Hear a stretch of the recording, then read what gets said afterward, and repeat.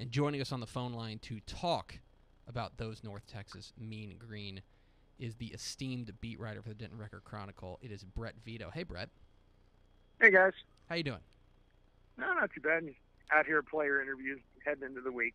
Excellent. I imagine that maybe the vibe around there is a little different today than it was, say, 10 days ago. Yeah, it's dramatically different. I mean, these guys have been through a lot this year. You talk about North Texas players and the assistant coaches. I mean, they came into the year hoping that this was going to be a bounce-back year. Went through some real tough times and a tough schedule early in the year, lost 7 straight. Yeah, along the way, parted ways with a guy that a lot of people around here had a lot of respect for in terms of players, coaches, media members, everybody, and Dan McCarney. And North Texas has kind of looked to regroup under Mike Canales these last few weeks, and they really have. And they pulled through in a game that's kind of developed into a rivalry with UTSA and played well enough to win one. I haven't talked to you since it happened, but were you surprised that Dan McCarney was let go? I don't know. I mean, the pressure was kind of building there. They gotten into the fifth year. Maybe it did surprise me a little bit. I mean, it wasn't cheap for North Texas to part ways with Dan McCarney. I mean, that's a $1.8 million buyout. He had a lot of people that respected him in this community just for the things that he had done to help build the program forward and, increase its fan base. He was real good in talking with the public and things like that. But, in the end, I just feel like the North Texas administration felt like that with the amount of money that had been invested in the program over the years, they really started to need to get some return on that investment at a higher rate than what was happening with the program. Have you felt any sort of noticeable change with Mike Canales at the helm as opposed to Dan McCarney? I think if you've been around this program a long time like I have, you reflect back on when they named Mike Canales the interim head coach the last time around when they fired Todd Dodge. And, that was a dramatically different situation just because of how bad a college coach Todd Dodge was. But, he's just such an enthusiastic and, he's just bouncing off the walls. He's a guy that has so much love of life and of coaching, has a lot of passion, and the kids just really respond to him, always have.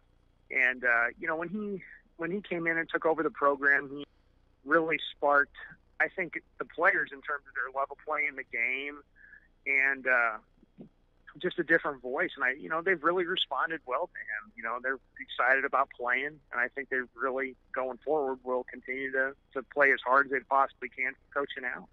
He's Brett Vito, the North Texas beat writer for the Denton Record-Chronicle, joining us on DCTF Live. Get involved with the conversation at hashtag DCTF Live. It seems to me that the real heartbeat of this team right now is, of all people, a sophomore running back in Jeffrey Wilson, a guy who I think really embodies what North Texas has been about, a small school guy who has been maybe under-recruited, but it seems like ever since Mike Canales has come on board, it seems like he's really blossomed.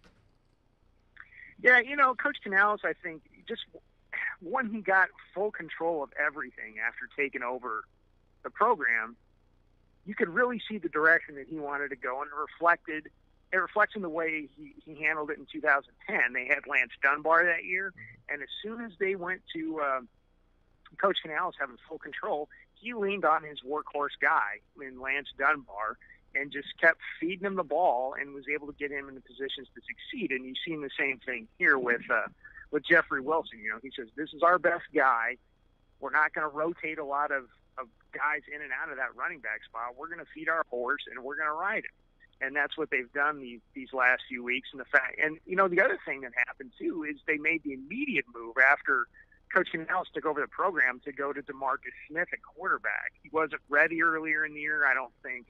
I just never got the feeling that Coach McCarney was very comfortable with him in terms of his knowledge of the offense, things like that. They simplified things. They went with DeMarcus, and he's really responded by, making this team a lot better offensively than it has been all year. He's not completing a lot of passes, but he's a huge threat running the ball and had 137 yards last week, including the 54-yard run at the end of the game that really set up the win for UNT. And you look at the rest of the schedule going forward, it gets real tough. At Louisiana Tech, at Tennessee, at Middle Tennessee, and then home to UTEP.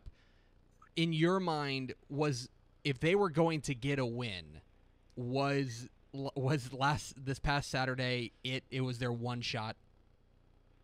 Well, I think, it was their best shot, yeah. I think, just because they play so well at home. I think the other one that they've really got a good shot at is UTEP at home the last game of the season, and that'll be is anybody motivated to play deal after Thanksgiving, at the end of the year. Mm-hmm. But, if you look at it on paper, the rest of it's brutal. I mean, I think Louisiana Tech, everybody looks at their record, but, I mean, they only lost by 3 to Western Kentucky. I think it was 3 to Western Kentucky, went to triple overtime with Kansas State, and then they lost to, it was an SEC team, Mississippi State. I mean, it's not like these guys lost a lot of bad games. I think they're a terrific team, and that's going to be a difficult game. And then you got to go to Tennessee. Well, that's an SEC team. I think North Texas is 1-34 all-time against SEC teams. And Middle Tennessee, if it plays out right, if you look at it on paper, there's a very good chance that Middle Tennessee is going to be going to need to win that game to be bowl eligible, and you're playing them in Murfreesboro. Mm-hmm. So that's another tough game if you look at it on paper. So maybe UTEP would be the other one, but that game the other night was one that North Texas really needed to get if they were going to get one. And, of course, all eyes are going to be turning to the coaching search and who they turn to for 2016 and beyond. Do you have any feel or any idea or any just random out there speculation? Because that's what Have you we're been into to a here. soothsayer? Yeah, exactly. That of who could be next up in Denton. Well, I mean, I've had some people call and some agents call, and I've had people reach out to me and kind of to get the lay of the land a little bit. And I'm sure Tech have asked a lot of questions of a lot of people. But, I mean, at this point, I think it's so early in the process. I mean, it's early in the season. I mean, who knows who becomes available in terms of coaches and what direction North Texas heads. I mean, there's been a lot of names thrown out there, and, I mean, a lot of them make a lot of sense. But, I just think in the end what North Texas is going to be looking for is they're going to need they want somebody that's going to be offensive-minded, and they want somebody who theoretically is going to make them more relevant in recruiting in the Dallas-Fort Worth area, because that's been a deal at North Texas for years. They've looked at it as like, we're sitting right on top of this huge talent base. If we could just get a handful of guys to come here and play, we would be, competitive across the state. I mean, it's always been the next thing with North Texas. Well, once we break ground on the new stadium, that's going to make all these kids want to come play here because they can play close to home. Well, we're still in the Sun Belt. Well, now we're going to be in Conference USA. That's going to make it so everybody wants to come and play here. Well, that really didn't pan out either.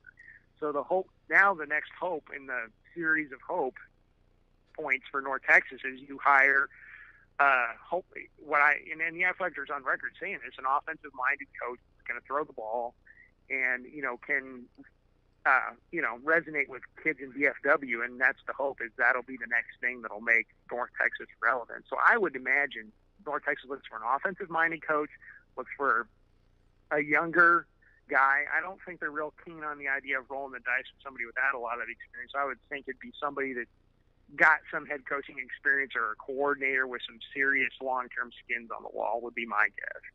He is Brett Vito of the Denton Record-Chronicle. Follow him on Twitter at Brett Vito. Brett, we appreciate you hopping on with us. Yeah, thanks for having me on, guys.